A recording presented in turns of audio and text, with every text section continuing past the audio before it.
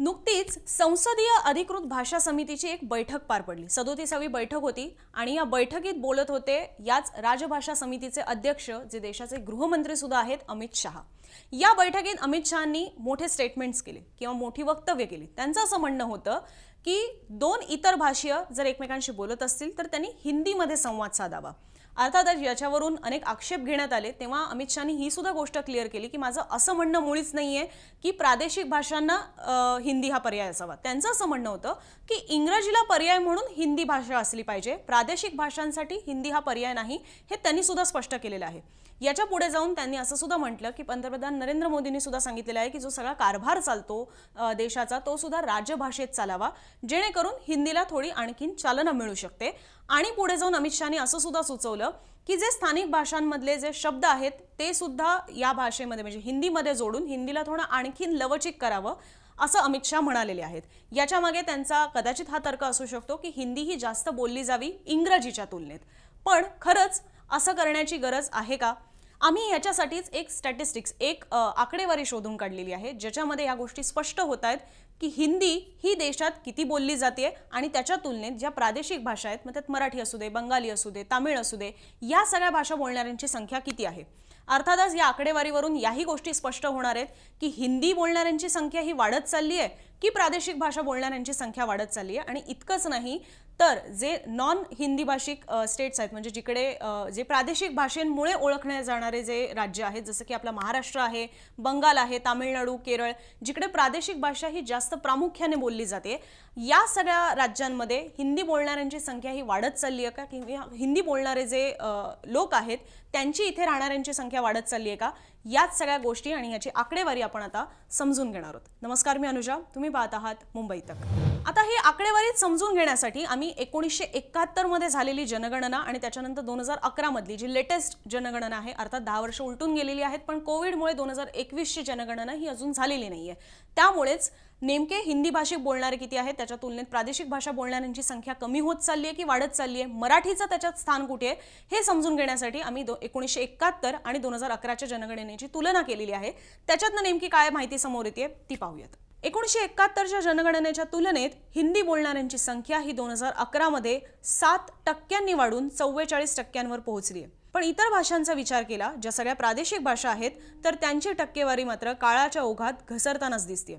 हिंदी नंतर भारतात जास्त बोलली जाणारी प्रादेशिक भाषा आहे बंगाली, पण 1971च्या तुलनेत तिची ही टक्केवारी काही अंशी घसरतानाच दिसते। आपल्या मराठीचा विचार केला तर तिसऱ्या स्थानावर मराठी आहे। 1971 मध्ये 7.6% मराठी बोलणाऱ्यांची असलेली संख्या 2011च्या जनगणनेनुसार 6.9% घसरली आहे। भारतात मराठी बोलणाऱ्यांची टक्केवारी ही 8.3% इतकी आहे। हिंदी, बंगाली, मराठी नंतर तेलुगू, तामिळ, गुजराती, उर्दू, कन्नड, ओडिया, मल्याळम या प्रादेशिक भाषांचा नंबर लागतो आणि या सगळ्या भाषा बोलणाऱ्यांचा आलेखही घसरतानाच दिसतोय। यात आणखीन एक गोष्ट नोट करण्यासारखी किंवा लक्ष वेधून घेणारी आहे, ती म्हणजे की लोकसंख्येच्या तुलनेत त्या राज्यात बोलणाऱ्यांची संख्या किती आहे। आपण जो आता आलेख पाहिला त्याच्यात अर्थातच आपल्याला तामिळ ही साधारण खाली दिसली, मराठीच्या याच्यात खाली दिसली, पण आपल्या राज्याची लोकसंख्या आणि मराठी बोलणारे आणि त्यांच्या राज्याची लोकसंख्या म्हणजे तामिळनाडूची लोकसंख्या आणि तामिळ बोलणारे याच्यातला जर फरक आपण पाहिला तर तामिळ बोलणारे किंवा तामिळ जे तिथली लोक आहेत ते तामिळ बोलण्याला जास्त प्राधान्य देतात मराठीच्या तुलनेत, हे आपल्याला लोकसंख्येची आकडेवारी आणि बोलणाऱ्यांच्या संख्येवरून जास्त प्रकर्षाने जाणवून येतं। 2011च्या जनगणनेनुसार महाराष्ट्राची लोकसंख्या ही 12 कोटी आहे, पण मराठी बोलणाऱ्यांची संख्या ही केवळ 8.3 कोटी आहे। हाच विचार तामिळनाडूचा केला तर तामिळनाडूची लोकसंख्या ही 6.7 कोटी आहे, पण तामिळ बोलणाऱ्यांची संख्या ही 6.9 कोटी आहे। भारतात 2011च्या जनगणनेनुसार 53 कोटी नागरिक असे आहेत जे हिंदी भाषा बोलतात।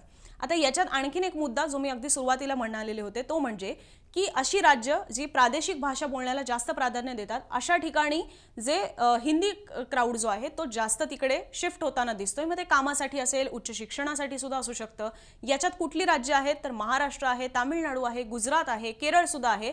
या प्रांतांमध्ये जास्त हिंदी भाषिक येताना दिसतात आणि त्याच्यामुळेच हिंदी बोलणाऱ्यांची जी संख्या आहे ती दिवसेंदिवस आणखीन वाढताना सुद्धा दिसते। महाराष्ट्राचा जर आपण विचार केला तर प्रत्येक 10,000 लोकांमागे साधारण 1200 लोक अशी आहेत जे हिंदी बोलतात. आपण आता महाराष्ट्रात आहोत आणि आपल्यापैकी बहुतांश लोकांची मातृभाषा ही मराठीच असू शकते. आपण मराठी बोलण्याला प्राधान्य दिलं पाहिजे हे तर बोललं जातं, पण मराठीचा जो मुद्दा आहे तो केवळ निवडणुकांपुरताच मर्यादित राहिलाय का, हा सुद्धा प्रश्न ही सगळी आकडेवारी पाहिली तर उपस्थित होतो. हे म्हणण्याचं कारण म्हणजे मराठीच्याच मुद्द्यावरून शिवसेना आली, जिला 50 वर्ष होऊन गेलेली आहेत. त्याच मुद्द्यावरून मनसे सुद्धा आली. निवडणुका तोंडावर आल्या की मराठीचे मुद्दे हे आपसूक घेतले जातात. नुकतंच आपण पाहिलेलं आहे की महाराष्ट्रात सुद्धा प्रत्येक दुकानावर मराठीच्या पाट्या ह्या असल्या पाहिजेत हा निर्णय घेण्यात आलेला आहे. पण एकीकडे हे सगळे निर्णय होत असताना सुद्धा मराठी बोलणाऱ्यांची संख्या ही कमी का होत चालली आहे हा विचार करण्यासारखा मुद्दा आहे. आपल्यासोबत हिंदी भाषिक व्यक्ती आली, तिला मराठी जरी येत असलं तरी अनेक जण तिच्याशी हिंदीतच संवाद साधतात.